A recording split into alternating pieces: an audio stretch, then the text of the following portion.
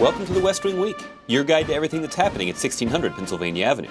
This week, with the threat of a government shutdown averted, President Obama focused on fiscal responsibility, balancing the need to cut spending and the deficit while continuing to support education, clean energy, and other investments necessary to win the future.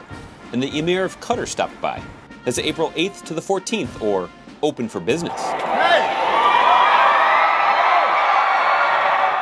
On Friday, April 8th, budget negotiations continued, with President Obama working with congressional leadership to avoid a government shutdown that would go into effect Friday night at midnight.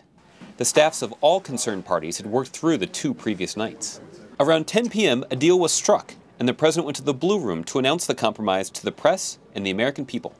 In the final hours before our government would have been forced to shut down, leaders in both parties reached an agreement that will allow our small businesses to get the loans they need, our families to get the mortgages they applied for, and hundreds of thousands of Americans to show up at work and take home their paychecks on time, including our brave men and women in uniform.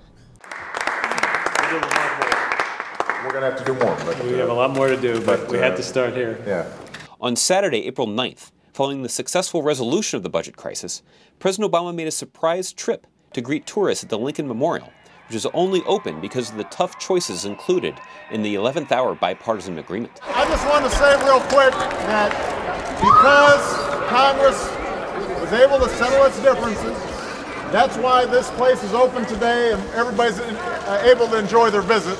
And that's the kind of future cooperation I hope we have going forward, because this is what America's all about. Everybody from different places enjoying those things that bind us together.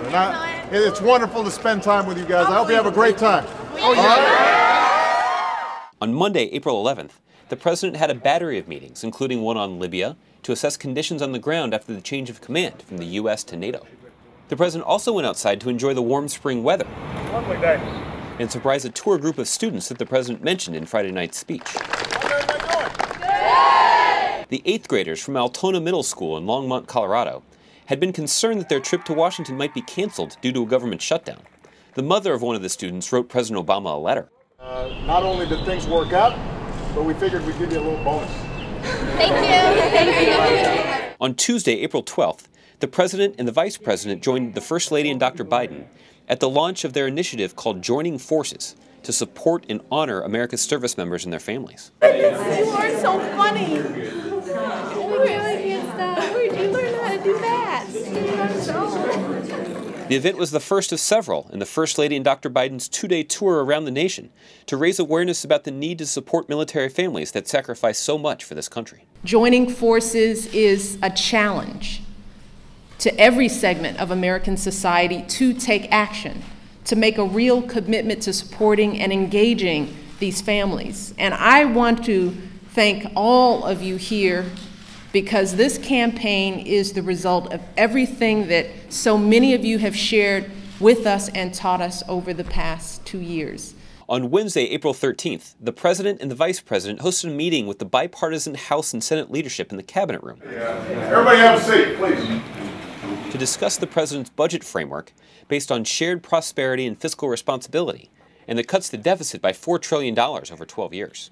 The president continued on this theme during a speech at the George Washington University, laying out a comprehensive balanced deficit reduction framework to cut spending and bring down our deficit while supporting the economic recovery and ensuring we are making the investments we need to win the future. This debate over budgets and deficits is about more than just numbers on a page. It's about more than just cutting and spending. It's about the kind of future that we want. It's about the kind of country that we believe in. On Thursday, April 14th, the president continued to work on America's financial future, meeting with the bipartisan chairs of his fiscal commission, Erskine Bowles and Alan Simpson, in the Oval Office. The president also welcomed the Emir of Qatar to the White House. Qatar is an important partner of the United States and works with us on a number of political and economic issues. Recently, Qatar has played a key role as a leading Arab contributor to the international coalition that's enforcing UN Security Council Resolution 1973 in Libya. Thank you for your leadership on Libya, and we look forward to working with you for many years to come. To find out more information on any of these topics or to see complete videos of these events, go to whitehouse.gov. And thanks again for checking out your West Wing Week. There you are. I don't Simpson and Ursula Bowles. Nice to see you, Hey, gentlemen. on the Witness How are you Protection doing? Program. If y'all take a seat, I'll